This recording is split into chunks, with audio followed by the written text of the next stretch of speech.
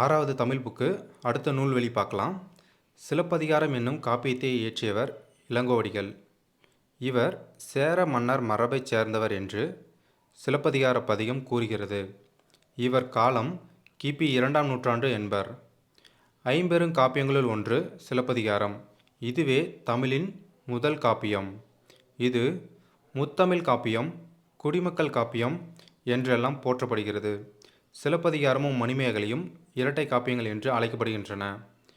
திங்கள் ஞாயிறு மழை என இயற்கையை வாழ்த்துவதாக இந்நூல் தொடங்குகிறது.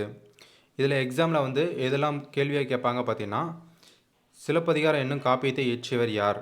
இளங்கோவடிகள். ரொம்ப முக்கியம். இவர் எந்த மரபை சேர்ந்தவர்? சேர மன்னர் மரபை சேர்ந்தவர். இது ஆல்ரெடி டிஎன்பிசி எக்ஸாமில் கேட்டிருக்காங்க. இது ஓகேங்களா?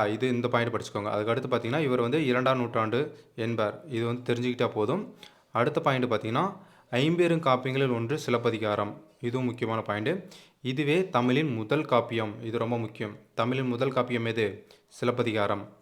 இது என்னெல்லாம் போற்றப்படுகிறது? முத்தமிழ் காப்பியம், குடிமக்கள் காப்பியம் என்றெல்லாம் போற்றப்படுகிறது. இந்த பாயிண்ட் ரொம்ப முக்கியம். அதுக்கு அடுத்த பாயிண்ட் பார்த்தீங்கன்னா, சிலப்பதிகாரமும் மணிமேகலையும் இரட்டை காப்பியங்கள் என்று அழைக்கப்படுகின்றன. இதுவும் பார்த்தீங்கன்னா ஆல்ரெடி டிஎன்பிசி எக்ஸாமில் கேட்ட கொஷின். சிலப்பதிகாரமும் மணிமேகலையும் இரட்டை காப்பியங்கள் என்று அழைக்கப்படுகின்றன. ஸோ இந்த நூல்வெளியில் பார்த்தீங்கன்னா இதுதான் ரொம்ப முக்கியமான பாயிண்ட்டு. நான் ஹைலைட் பண்ணியிருக்கிறதெல்லாம் பார்த்தீங்கன்னா ரொம்ப நல்லா படிச்சுக்கோங்க. இப்போ நம்ம அடுத்த நூல்வெளி பார்க்கலாம்.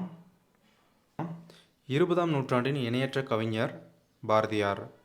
அவரது இயற்பெயர் சுப்பிரமணியன். இளமையிலேயே சிறப்பாக கவி பாடும் திறன் பெற்றவர். எட்டயபுர மன்னரால் பாரதி எனும் பட்டம் வழங்கி சிறப்பிக்கப்பட்டவர். தம் கவிதையின் வழியாக விடுதலை உணர்வை ஊட்டியவர். மண் உரிமைக்காகவும் பெண் உரிமைக்காகவும் பாடியவர். நாட்டுப்பற்று மொழிப்பற்று மிக்க பாடல்களை பலவற்றை படைத்தவர். பாஞ்சாலி சபதம், கண்ணன் பாட்டு, குயில் பாட்டு முதலிய பல நூல்களை இயற்றியுள்ளார். ஸோ நான் ஹைலைட் பண்ணிக்கிறது ரொம்ப முக்கியமான பாயிண்ட்டு. எக்ஸாமில் எந்த மாதிரி கேள்விலாம் கேட்பாங்கன்னு பார்த்தீங்கன்னா, 20ஆம் நூற்றாண்டின் இணையற்ற கவிஞர் யார்? ரொம்ப முக்கியம். 20ஆம் நூற்றாண்டின் இணையற்ற கவிஞர் யார்? பாரதியார்.